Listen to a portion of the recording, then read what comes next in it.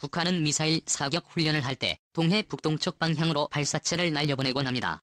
또 미사일로 추정되는 단거리 발사체부터 화성 10호에 이르는 장거리 탄도 미사일에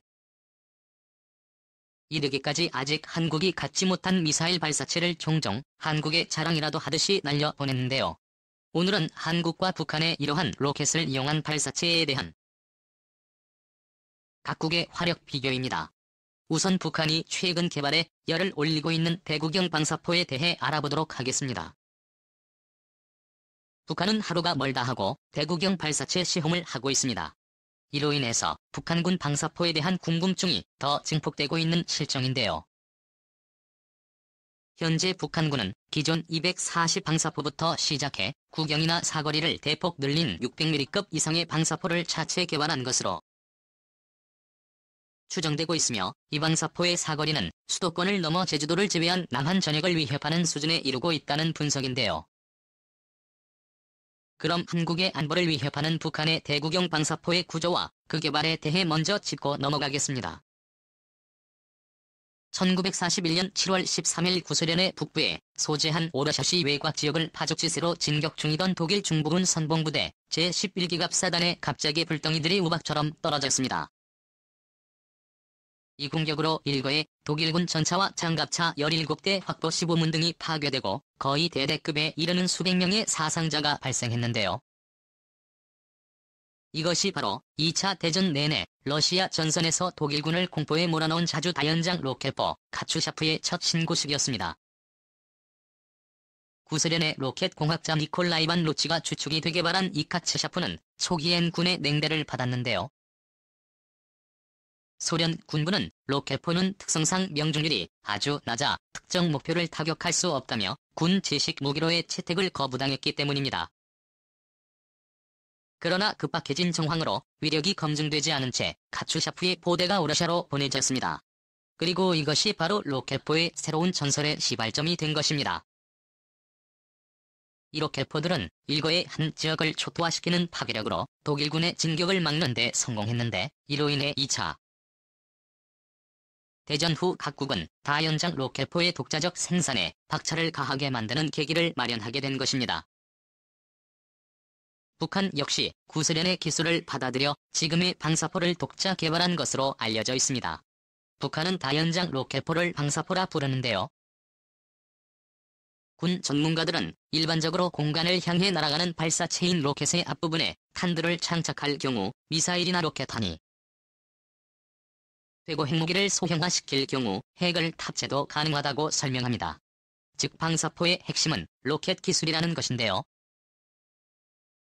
연소실에서 고체 또는 액체 연료를 태우면 이때 발생된 뜨거운 가스는 급격하게 팽창 노즐로 분사됩니다. 이고원의 팽창가스는 연소실 벽에 강한 힘을 가하고 로켓은 작용-반작용 법칙에 따라 앞으로 날아가게 됩니다. 후미에 달린 노즐에 압력이 있고 압력의 임계 압력보다 낮기 때문에 엄청난 속력이 생기게 됩니다.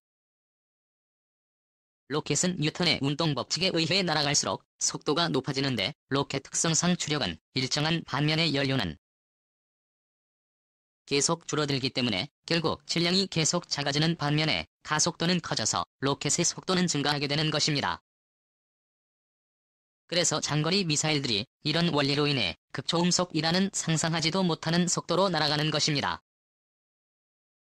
또 이런 구조는 일반 합포에 비해 로켓탄 사거리 증대에 매우 효과적임을 말해주는 것인데요. 좀 더 세부적으로 화포 미사일 로켓포의 차이점은 이러한데요. 이 무기들의 차이점은 유도 기능입니다. 미사일은 발사 후 탄도 수정이 가능하지만 화포와 로켓탄은 탄도 수정이 불가능하다는 것이 큰 차이점이고, 미사일은 목표를 명중시키기 위해 외부의 지령이나 내장된 기계의 작동으로 목표에 접근하도록 만들어진 공격 무기입니다. 자체 추진력을 갖고 있다는 점은 로켓과 같지만 위성이나 관성항법 장치 등에 의해 스스로 노즐을 조종 표적을 찾아간다는 것입니다. 하지만 현재는 기술의 발달로 인해서 로켓포와 미사일의 경계가 모호해지고 있습니다. 현재 북한이 개발 중인 방사포는 GPS 기능을 탑재해 약간의 유도 형식을 띠는 방사포도 등장하고 있기 때문인데요.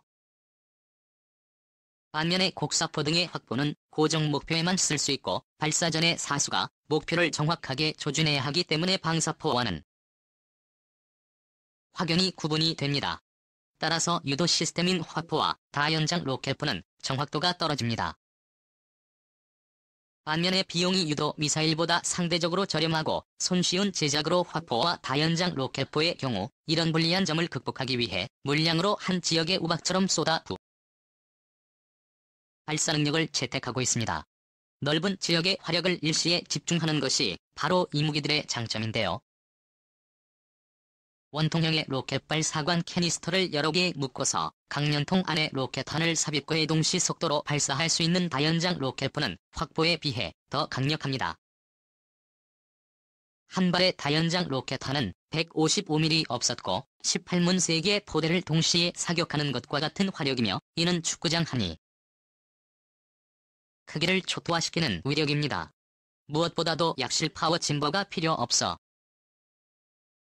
화포에 비해서 사거리를 늘리는데 매우 유리하고 곡사포의 경우 포탄은 약실에서 추진 장력의 폭발에 의한 팽창 압력으로 날아가기 때문에 장력을 늘리려면 포의 몸체도 비례해서 커져야 하기 때문에 사거리 증대의 한계성을 갖고 있는데 로켓포는 연소에 필수적인 산소와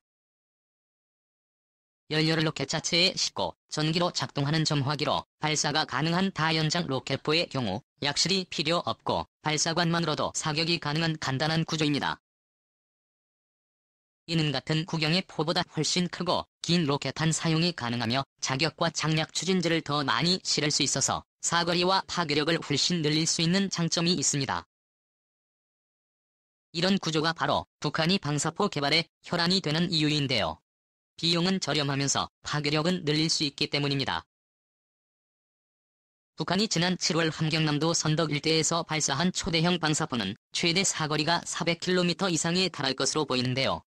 제주도를 제외한 남한 전역이 사정권입니다. 또한 북한이 이날 발사한 초대형 방사포는 올해 12차례 발사한 방사포와 미사일 가운데 최고 고도인 97km를 기록했습니다. 북한이 처음으로 초대형 방사포라는 표현을 쓴 것으로 보아 사실상 미사일급 방사포에 해당하는 것으로 추정되는데 북한은 다연장 로켓포를 약 5,100여 문을 보유하고 있는 것으로 알려졌습니다. 북한은 지난 2015년 10월 10일 노동당 창건 70주년 열병식에서 신형 300mm 방사포인 공구를 최초 공개했고 기존의 240 방사포보다 구경이나 사거리를 대폭 늘린 300mm 이상의 방사포를 차체 개발한 것으로 추정됩니다. 북한이 당시 공개한 방사포는 중국이 러시아에서 도입한 뒤 개량해 제3국에 수출한 300mm 방사포 떠올려 1비와 비슷했는데 발사 차량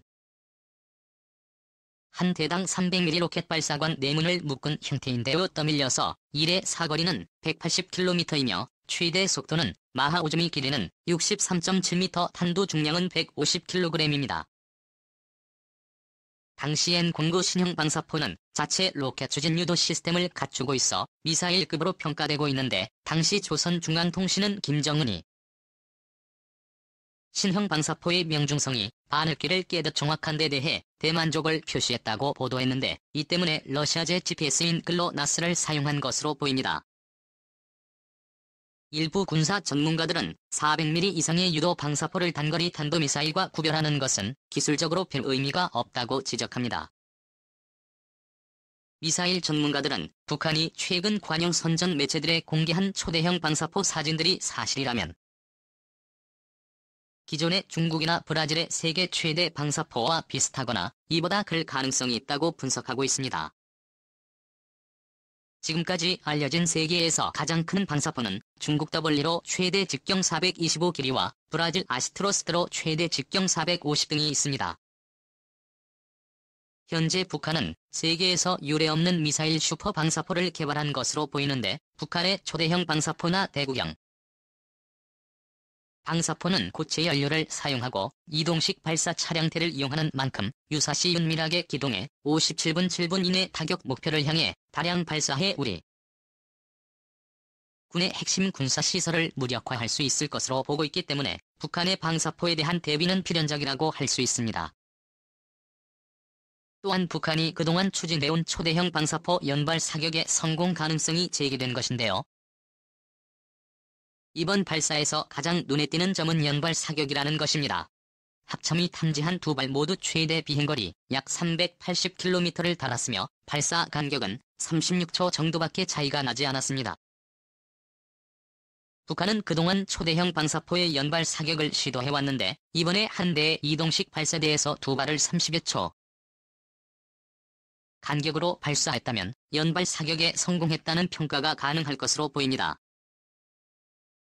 극동문제연구소 교수의 말에 따르면 북한의 다연장 방사포가 이번에도 두 발이 발사됐기 때문에 발사 간격이 중요하다며 30초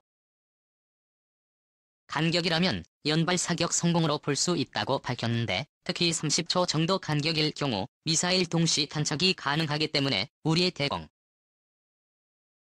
매우 까다로워질 수 있다는 것입니다. 이처럼 북한은 로켓 발사체에 대해서는 위력적인 무기들을 보유하고 있는데요. 이에 대한 한국의 대응 전략이 필요한 시점입니다. 지금까지 세상의 모든 이야기거리를 얘기하는 꼴이었습니다. 시청해주셔서 감사합니다.